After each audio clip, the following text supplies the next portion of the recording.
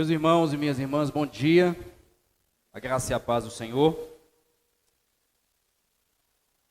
Nós iremos dar início à nossa escola bíblica agora. E, na verdade, nós vamos fazer uma série aqui na escola bíblica. E eu decidi dar o nome dessa série de O Cristão e o Dinheiro. O Cristão e o Dinheiro. O pastor Marco já deu uma pequena introdução juntamente com vocês na semana passada. Ele me trouxe algumas perguntas que foram levantadas. Então, nosso objetivo nessa série é não apenas responder às perguntas que nos foram apresentadas, mas ampliar um pouquinho mais à luz da Escritura sobre a relação do cristão com o dinheiro. Ok? Então esse é o nosso objetivo nessa série que nós vamos conduzir aqui na escola. E eu repito, o título é O Cristão e o Dinheiro. O objetivo aqui é trazer para nós princípios bíblicos que nos orientam a respeito de como deve ser a nossa relação com o dinheiro. Ou, em outras palavras, como deve ser a relação do cristão com as finanças. Ok? Então, esse é o nosso objetivo. Eu quero hoje, nesse primeiro dia, já desmistificar um ponto que eu acredito que é assim algo obscuro ainda na cabeça de muitos cristãos. E inclusive, essa é uma das perguntas que apareceram ali. Então eu quero começar esse primeiro encontro nosso falando a respeito desse grande mito ou dessa grande falta de compreensão clara a respeito do dinheiro. E o que é isso que precisa ser clarificado, esclarecido? É aquela famosa perguntinha que eu acredito que todo crente já deve ter pensado nela. E ele está certíssimo em fazer essa pergunta. E qual pergunta é essa? A pergunta é: ter dinheiro é pecado?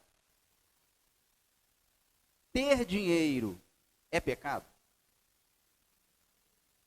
Ou eu vou aprofundar um pouquinho mais a pergunta. Ter muito dinheiro é pecado?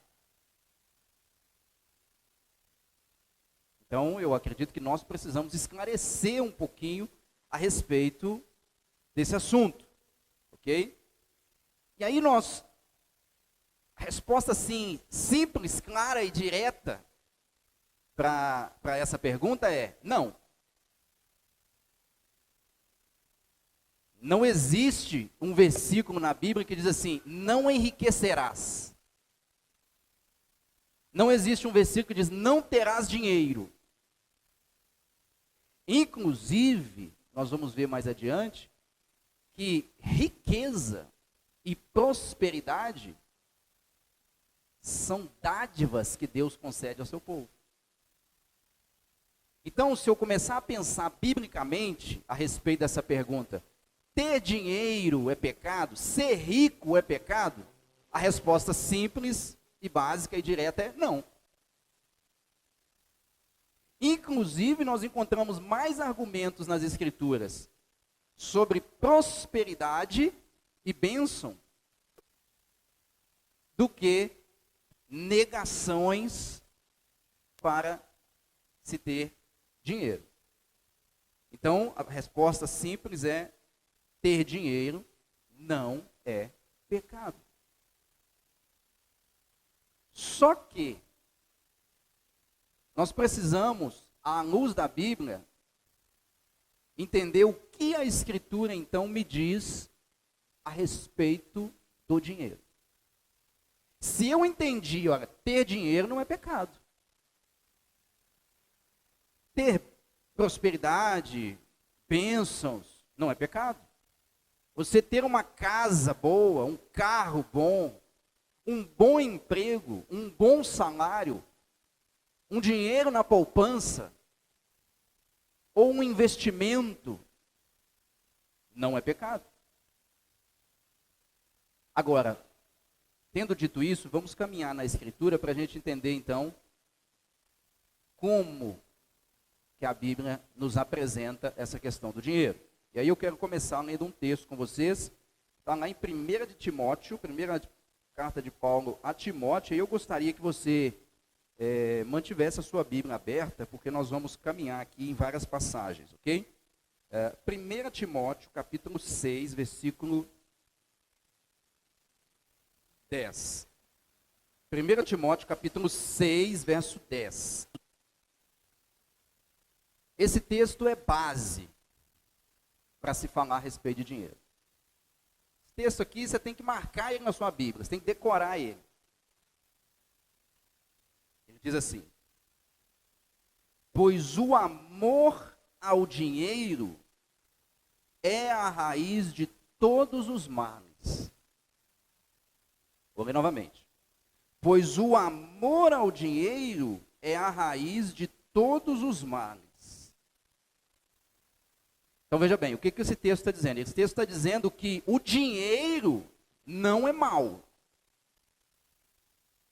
O dinheiro em si, as notas que você tem aí na sua carteira, no seu bolso, na sua conta bancária, isso não é mal, intrinsecamente mal. Ou seja, o fato de você ter 10 mil reais guardado lá na poupança agora, não significa nada. Você não está pecando em ter 10 mil lá na poupança agora. Mas qual é o problema que Paulo levanta aqui? Paulo mostra que o problema não é o dinheiro em si, mas a maneira como eu me relaciono com o dinheiro. Então, se nós já definimos aqui que ter dinheiro não é pecado, agora Paulo está nos dizendo o seguinte: mas a maneira como você se relaciona com o dinheiro é pecado. Então você não peca por ter dinheiro, você peca pela maneira como você usa o dinheiro. Você peca pela relação que você estabelece com o dinheiro.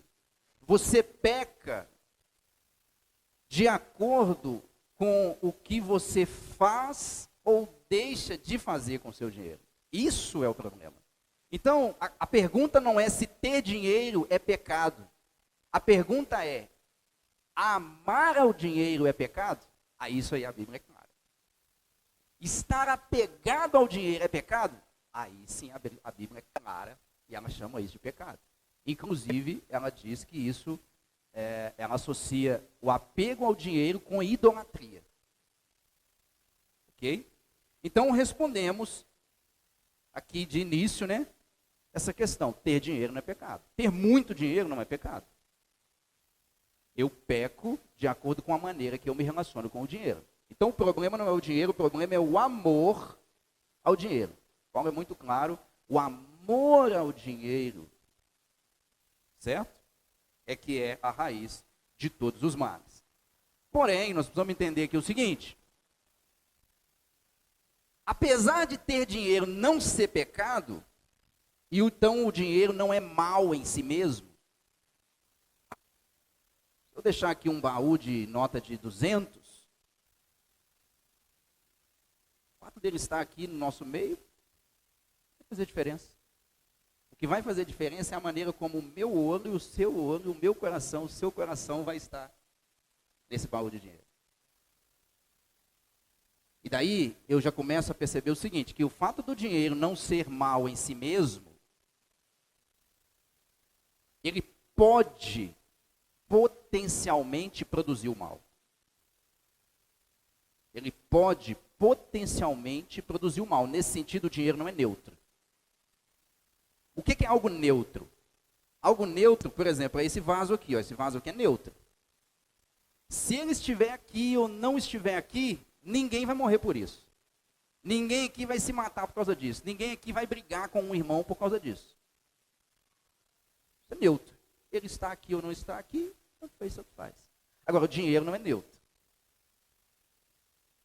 Porque se você não tem dinheiro,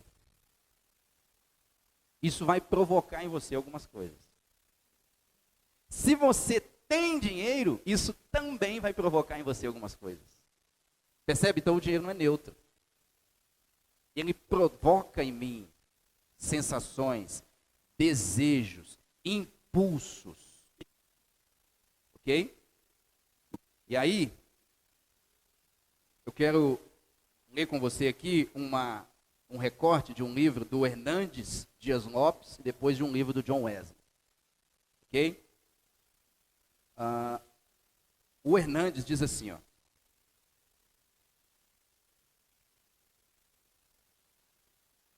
O dinheiro adquirido com violência... Peraí, deixa eu voltar aqui. O dinheiro adquirido com violência é uma maldição. A riqueza que vem como resultado do roubo e do derramamento de sangue torna-se o combustível para destruir os próprios transgressores. O Hernandes está dizendo aqui o seguinte: a maneira como você se relaciona com o dinheiro pode destruir você mesmo. É autodestrutivo. Aí olha o que ele diz agora. Não é pecado ser rico. Pecado é amar o dinheiro. Não é pecado termos dinheiro. O problema é o dinheiro nos possuir. Não é pecado carregar dinheiro no bolso. O problema é entronizar dinheiro no coração. Muitas pessoas, por amor ao dinheiro, mentem, roubam, sequestram, matam.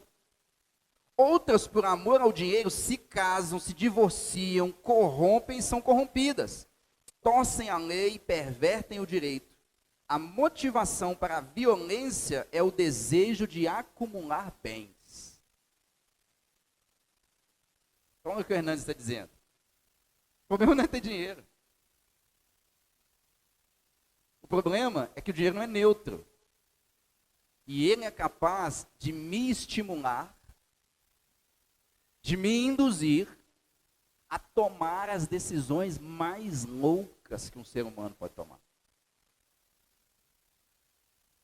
Nós vemos aí nos noticiários tantas pessoas que matam outras por causa de uma herança, por causa de um seguro de vida.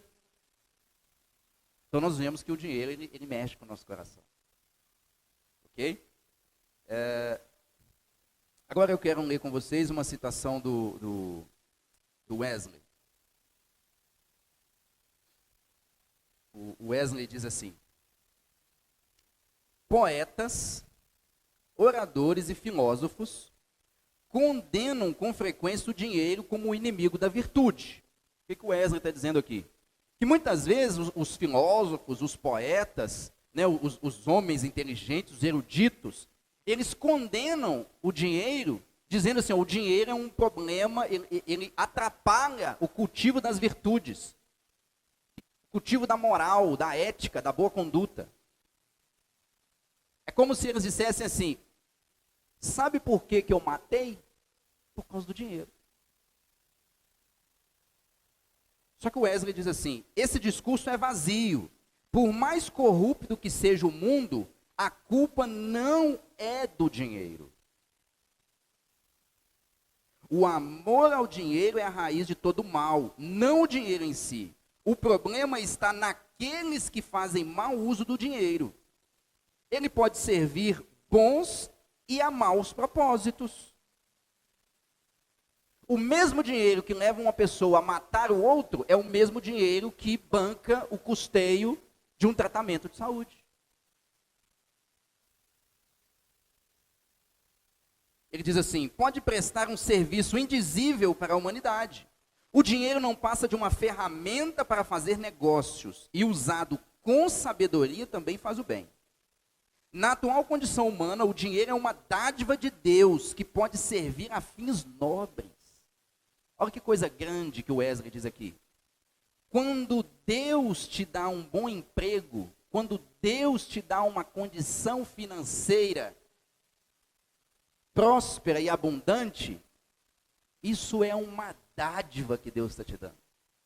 Isso é um presente que Deus está te dando. Quando Deus te dá um bom emprego, uma capacidade de estudar, de fazer uma faculdade, de evoluir na vida, para que você tenha o quê? Posições melhores, para você sustentar a sua família, oferecer para a sua família mais conforto, investir no reino de Deus, aí sim isso é uma bênção. O Wesley está dizendo aqui que o dinheiro é uma dádiva que Deus nos dá. Nas mãos dos filhos de Deus, olha só, nas mãos dos filhos de Deus, o dinheiro se torna alimento para o faminto. Aqui o Wesley já começa a nos dar algumas dicas de como que o cristão se relaciona com o dinheiro. Olha, nas mãos dos filhos de Deus.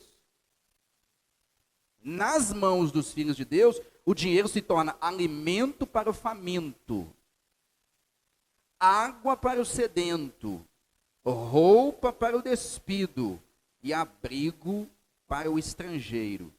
Defende o oprimido e dá alívio ao enfermo. Aqui o Wesley já está dizendo para mim o seguinte, que embora os meus bens, as minhas finanças, sejam não um mérito da minha parte, mas uma dádiva, um presente que Deus me deu, Ele não me deu para que eu me deleite sozinho nessa dádiva. O dinheiro na mão dos filhos de Deus, ele serve ao outro.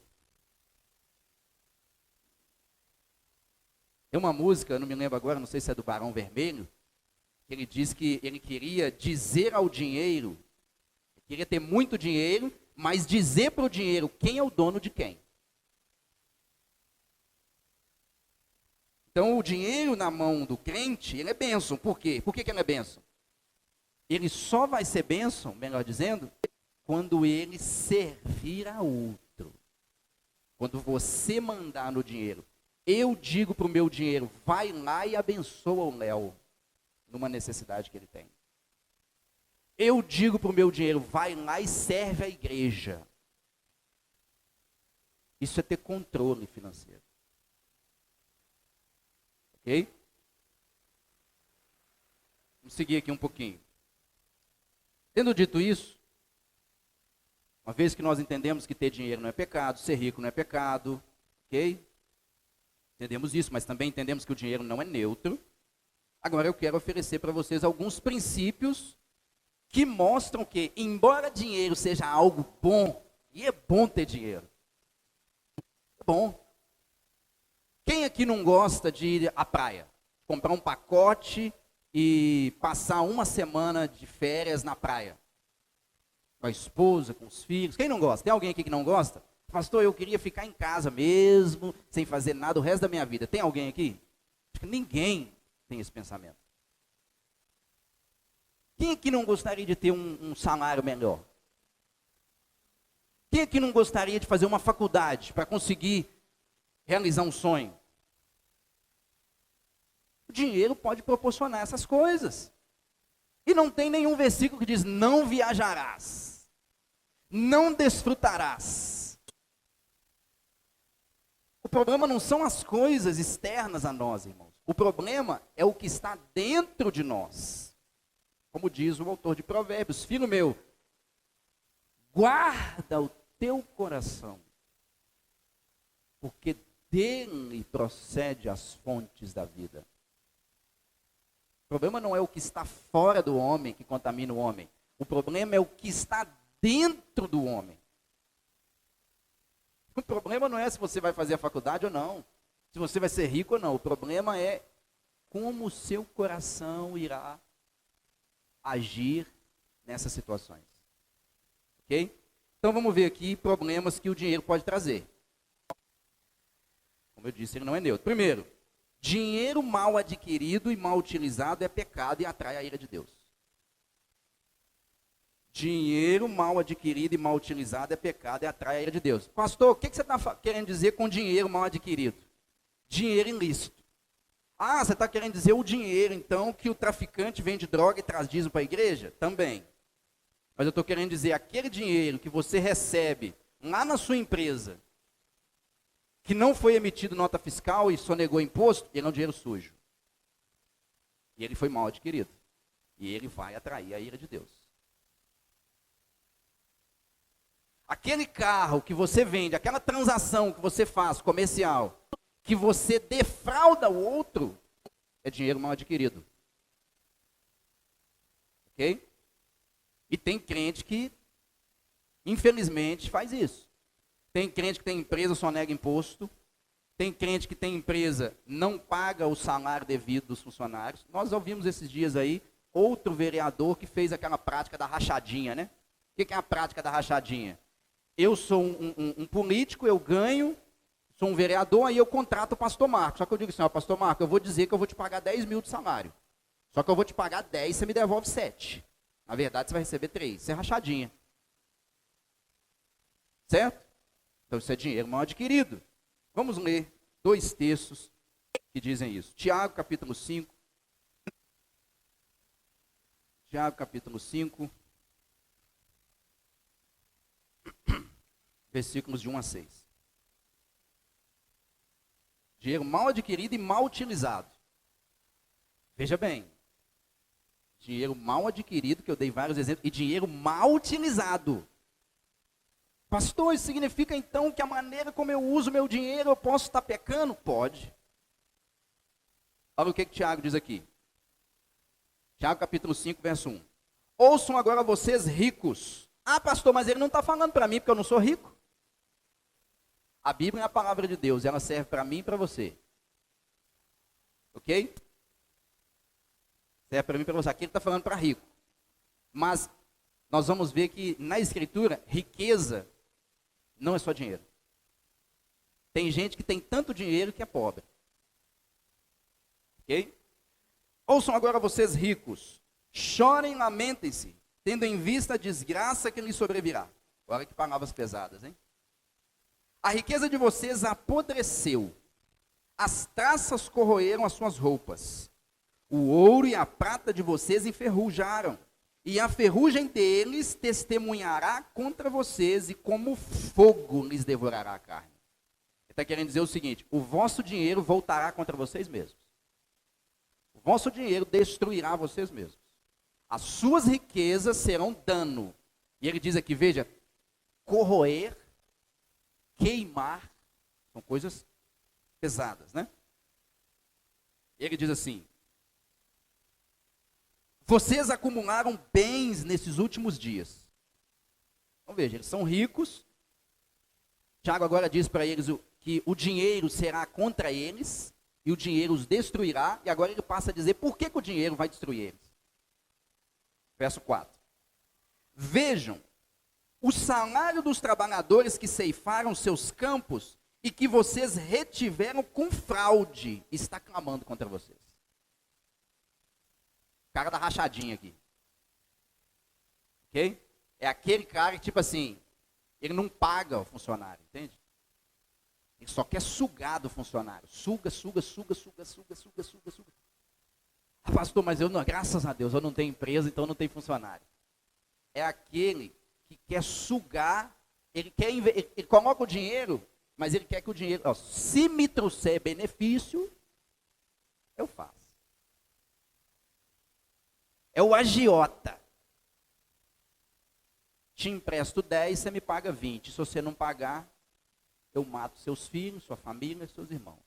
Olha como que o dinheiro traz. Aqui ele está dizendo que esses ricos aqui, eles estavam o quê? Defraudando o salário dos trabalhadores. O que mais que ele diz? O lamento dos ceifeiros chegou aos ouvidos do Senhor dos Exércitos. Vocês viveram, olha só, vocês viveram luxuosamente na terra, desfrutando prazeres e fartaram-se de comida em dia de abate. Vocês têm condenado e matado o justo sem que ele ofereça resistência. Sabe o que o Tiago está condenando aqui? Eu e você vivendo no maior vidão, entendeu? Porque nós estamos com os bolsos cheios de dinheiro, nós estamos comendo caviar, nós estamos comendo salmão, nós estamos todo mundo tranquilo, nós estamos batendo de carrão para lá e para cá, nós estamos viajando todo final de semana, mas no nosso meio tem gente passando fome. No nosso meio tem gente passando necessidade. No nosso meio tem gente precisando de remédio. No nosso meio tem gente precisando ser visitado. E nós estamos preocupados, sabe com o quê? Com o nosso bem-estar. E a resposta de Tiago é o seguinte: vocês estão lascados. Vocês estão lascados. Vocês estão lascados. Por quê? Porque como que vocês dizem que são cristãos e vocês já entenderam que o que você tem não é para você? O que eu aprendi na vida sobre dinheiro é: eu não posso ser uma árvore que come dos próprios frutos, não existe. A árvore que frutifica, ela dá frutos para os outros. Irmãos, nós não podemos ser falsos mestres, falsos apóstolos, loucos que estão por aí pregando um evangelho que não existe. Homens que fazem da piedade fonte de lucro. Esses sim são árvores que comem dos seus próprios frutos. Eles estão vivendo da lã das ovelhas. Eles estão vivendo dos frutos, do dízimo, da oferta na igreja, para comprar suas fazendas, seus iates, suas casas, seus carrões. Enquanto aqueles que vêm à frente e depositam o seu dízimo, a sua oferta, voltam para casa a pé. E passam fome, porque entendem que se não derem a oferta e o dízimo, Deus os condenará ao inferno.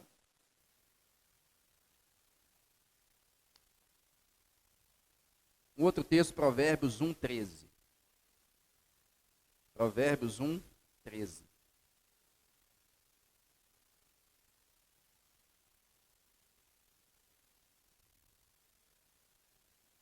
Provérbios 1:13.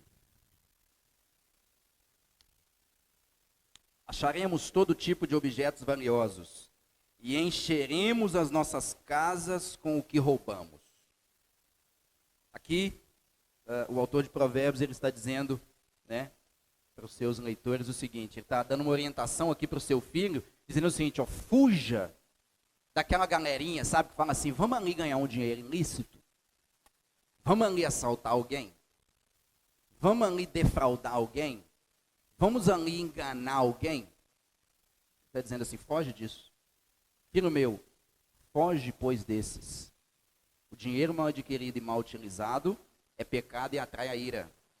Segundo, a minha relação com o dinheiro pode encantar meu coração e desviá-lo da palavra de Deus. Minha relação com o dinheiro pode encantar meu coração e desviá-lo da palavra. Marcos 4:18. Marcos 4:18.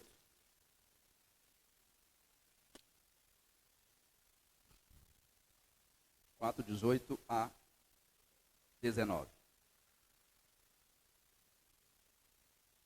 Aqui é a parábola do semeador. Ele diz: outras ainda, outra semente, né? Outras ainda, como a semente lançada entre espinhos, ouvem a palavra. Lá no verso 19. Mas quando chegam as preocupações dessa vida e o engano das riquezas, o que acontece? Estas coisas sufocam a palavra. Se tem uma coisa que o dinheiro faz, é iludir as pessoas. O sujeito com R$1.000 no bolso, ele acha que pode comprar tudo, gente. O sujeito ganhava R$600 no, sei lá, Bolsa Família, agora ele arrumou um emprego, está ganhando 1.500, ele já acha que ele... Não, ele já acha que não precisa de Deus mais, não precisa da igreja, não. Agora, a coisa que mais acontece é o seguinte: o sujeito ora: Deus, meu Pai do céu, as coisas estão difíceis aqui em casa, abre uma porta de emprego para mim. Aí Deus abre uma porta de emprego para ele. Aí passa a ganhar R$1.500. Aí, não, agora R$1.500. Aí beleza, daqui a um pouco ele está endividado. Aí ele pensa assim: ah, Senhor, misericórdia, estou endividado. Deus, abre uma porta de emprego para mim melhor, porque eu preciso ganhar 3.000. Aí ele vai lá, arruma um emprego, 3.000. Aí daqui a pouco ele: não, agora estou ganhando 3.000, agora está beleza. Aí passa 3 meses, ele fala assim, nossa, eu estou precisando arrumar um emprego de 6 mil. Aí ele vai e arruma um emprego de 6 mil. Aí ele vive com um emprego de 6 mil. Aí ele fala, não, agora eu ganho 6 mil reais. Então eu vou trocar de carro. Ou se ele não tinha um carro, não, agora eu posso comprar um carro. Só que aí ele vai e compra um carro. E aí, quando ele compra esse carro, sabe o que ele quer fazer? Ele quer fazer, não, agora final de semana eu quero dar um passeio. Porque agora eu tenho um carro. E eu tenho um dinheirinho para passear mais. Então ele fala assim, não, então eu não vou na igreja hoje. Eu vou dar uma voltinha de carro. E aí ele vai fazendo isso e quando ele percebe, o dinheiro foi soltando o barquinho dele, sabe? O dinheiro foi soltando o barquinho dele. De uma para outra, quando ele se dá por si, ele está à deriva em alto mar, desesperado, as ondas entrando no barco, ele fala assim, uai, o que me trouxe aqui? Aí ele começa a refletir, foi o capeta, né, foi minha esposa, foi minha sogra, ele começa a refletir um tanto de coisa, foi o cortador, o migrador, o devorador, o cão, o tinhoso, quando na verdade não, foi ele. Foi a maneira como ele, foi como o coração dele se comportou, lá no começo, quando ele ganhava R$1.500. O copo não transborda com uma única gota. O copo transborda depois de várias gotas sendo repetidas. Ninguém acorda do dia para a noite, né, ou da noite para o dia, melhor dizendo, né? E fala assim, meu Deus, meu dinheiro sumiu, estou devendo cartão de crédito. Não, isso foi o quê? Uma sucessão de escolhas que foram feitas sem sabedoria, que levou o cidadão a ter o nome indo para o SPC, o cartão está pendurado, o dinheiro da compra, o alimento em casa já está faltando. Por quê? Porque o coraçãozinho dele se corrompeu. Então a minha relação com o dinheiro, ela pode encantar meu coração. O coração pode... Nossa, estou ganhando 6 mil reais. Agora sim. Terceiro, a relação com o dinheiro sem maturidade traz falsa segurança. Meus irmãos, entenda o seguinte, você pode ter o tanto de dinheiro que você imaginar na sua vida, mas se você não tiver maturidade, sabedoria para lidar com o dinheiro, você vai ser enganado. O dinheiro vai te trair. Ou você vai trair a si mesmo. 1 Timóteo 6,17. 1 Timóteo 6,17.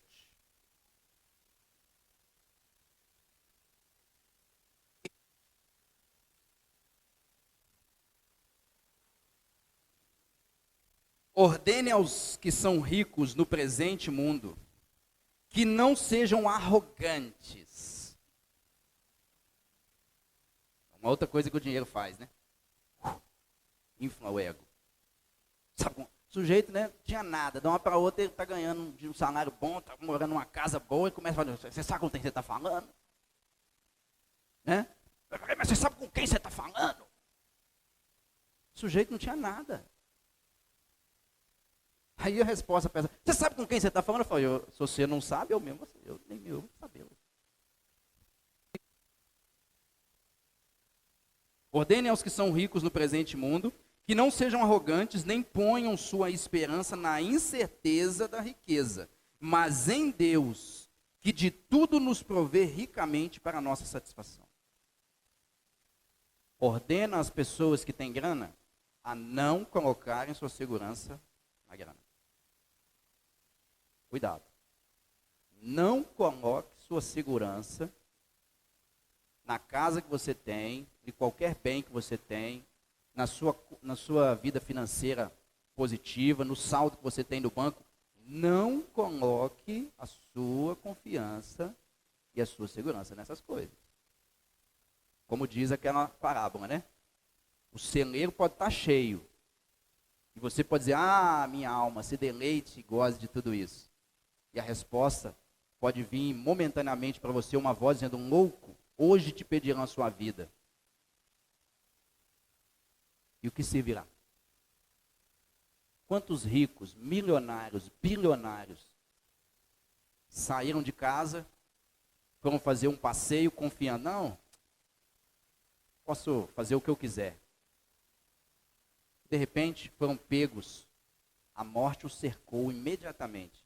E ela não chegou e falou assim, então, se você tiver uma grana para me pagar, a gente pode dialogar. Não, ela veio e ceifa. Acabou. 4. Dinheiro sem sabedoria e humildade produz orgulho e autossuficiência. Deuteronômio capítulo 8. Deuteronômio capítulo 8, versículo 11. Deuteronômio 8, 11.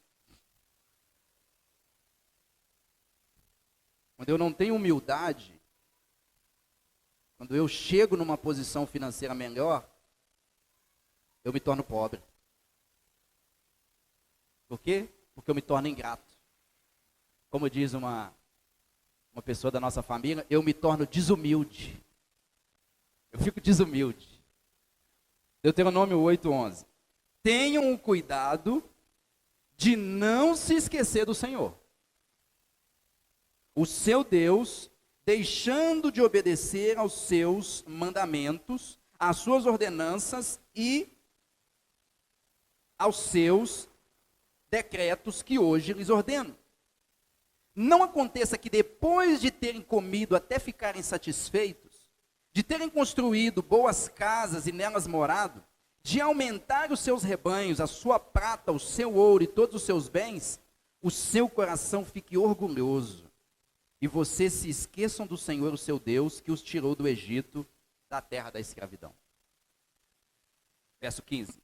Ele os conduziu pelo imenso e pavoroso deserto, por aquela terra seca e sem água, de serpentes e escorpiões venenosos. Ele tirou água da rocha para vocês, e os sustentou no deserto com maná que os seus antepassados não conheciam, para humilhá-los e prová-los, a fim de que tudo fosse bem com vocês. Não digam, pois, em seu coração, a minha capacidade e a força das minhas mãos ajuntaram para mim toda esta riqueza. Mas lembrem-se do Senhor, o seu Deus, pois é Ele quem lhes dá a capacidade de produzir riquezas. Deus está dizendo para Israel o seguinte, olha, quando você se tornar uma nação, não se esqueça que foi eu que trouxe vocês até aqui. Foi eu que sustentei vocês, foi eu que cuidei, foi eu que dei, foi eu que prosperei. Portanto, não se orgulhem. Então veja que é possível que essas coisas aconteçam. E o dinheiro sem um coração transformado se torna um ídolo. O dinheiro sem um coração transformado se torna um ídolo. Mateus 6, 24.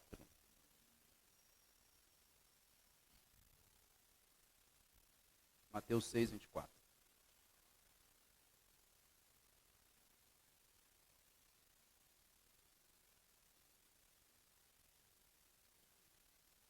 Ninguém,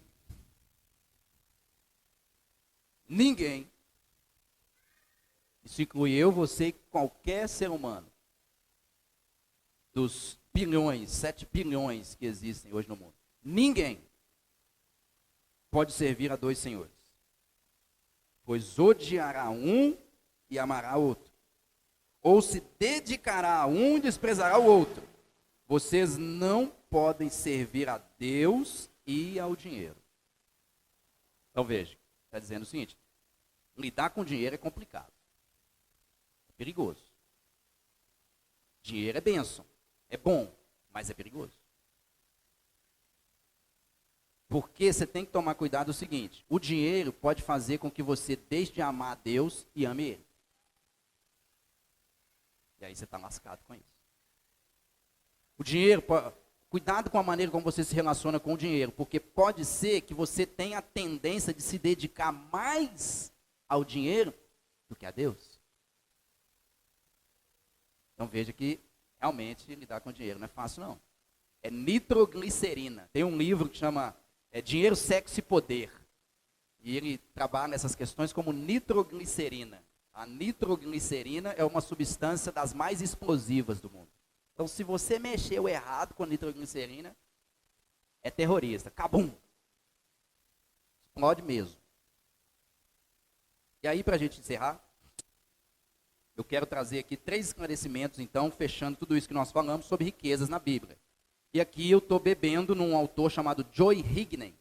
Ele tem um livro chamado As Coisas da Terra, onde ele fala, né, do cristão desfrutando das coisas que Deus criou. E aqui ele trabalha 3 esclarecimentos sobre as riquezas na Bíblia. Ele diz assim, ó: riqueza é mais que dinheiro. Ele diz, a Bíblia define riqueza em sentido muito amplo. Então, a Bíblia não diz que riqueza é ter muito dinheiro somente. Na Bíblia, ser rico é amplo, é muito mais do que ter dinheiro. Percebe? E aí, a gente pode colocar aqui o seguinte, que às vezes você pode pensar, pastor, mas eu sou pobre.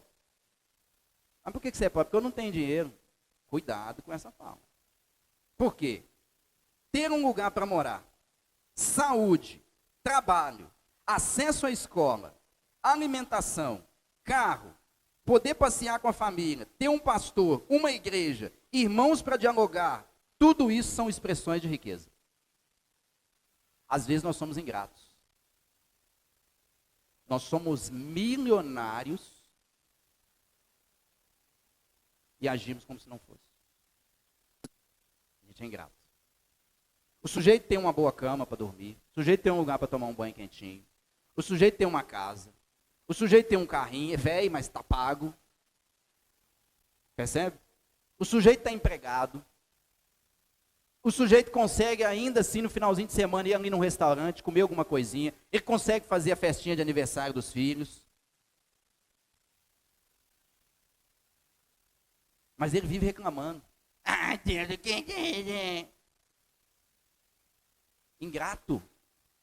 Ingrato. Isso demonstra um coração que pensa que ser rico é ter muito dinheiro. E pode perguntar para qualquer pessoa. Eu me lembro um cantor famoso aqui no Brasil, certa vez eles fizeram uma pergunta para ele, o sucesso atrapalhou na vida dele. Sabe o que ele disse? Ele falou assim, ó, tem uma coisa que o sucesso me roubou. É que eu não posso mais acordar de manhã e ir na padaria comprar pão. Porque ninguém me dá paz. Não posso acordar de manhã na padaria e comprar pão, porque ninguém me dá paz.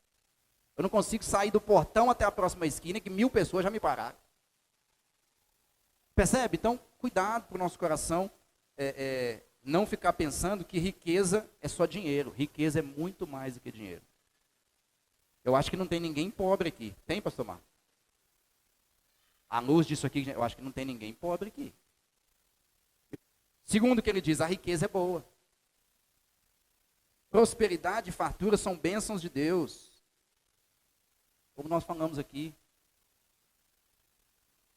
O salário que você tem, o emprego que você tem, é bênção que Deus colocou na sua vida. Ah, pastor, mas eu ganho 1000 conto. É isso que Deus tem para você hoje. Esse é o seu pão de cada dia, que o Senhor está te dando.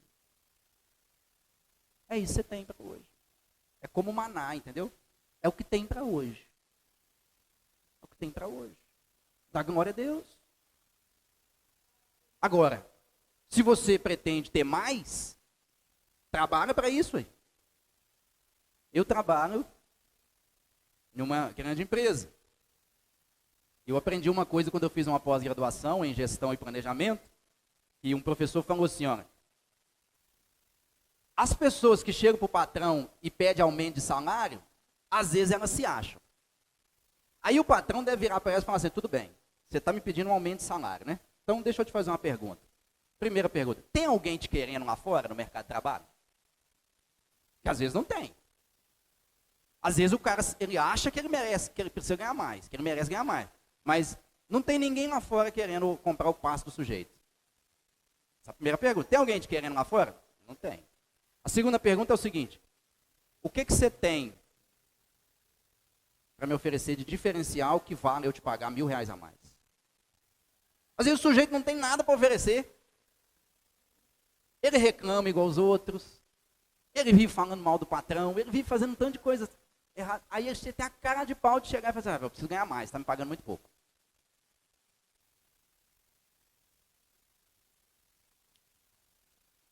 O que você tem hoje é o que Deus tem para você hoje. Você tem 1.000, é o que Deus tem para você, 1.000. Você tem 10.000, é o que Deus tem para você, 10.000. Agora, nada impede você arregaçar as manguinhas e trabalhar, filhão. Corre atrás, filhão. Estuda, filhão. Mas faça tudo isso apresentando ao Senhor.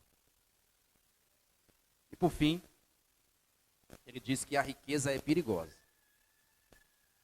A riqueza é algo bom, mas como tudo que é bom, também é perigoso. Nitroglicerina explode. E eu encerro dizendo para vocês, é bem provável que tenha aqui no nosso meio pessoas, indivíduos ou famílias que a vida financeira já explodiu faz tempo. Continue conosco nas escolas. Nós vamos avançar um pouquinho mais depois e tentar te orientar à luz da palavra de Deus como que você pode apagar esse incêndio. Ok? Então, segura aí, segura o coraçãozinho, fica firme e vamos juntos. Amém? Vamos orar ao Senhor. Pai amado, nós te damos graça por este primeiro encontro, falando sobre finanças, relação dos teus servos com o dinheiro. Pedimos a Deus que o Senhor desperte o nosso coração, que o Senhor abra o nosso entendimento, pelo seu Espírito nos conduza, Senhor. Porque nós precisamos e dependemos de orientação do Senhor para trabalharmos também a nossa vida financeira, Senhor. Eu te peço isso em nome de Jesus Cristo, nosso Senhor e Mestre. Amém.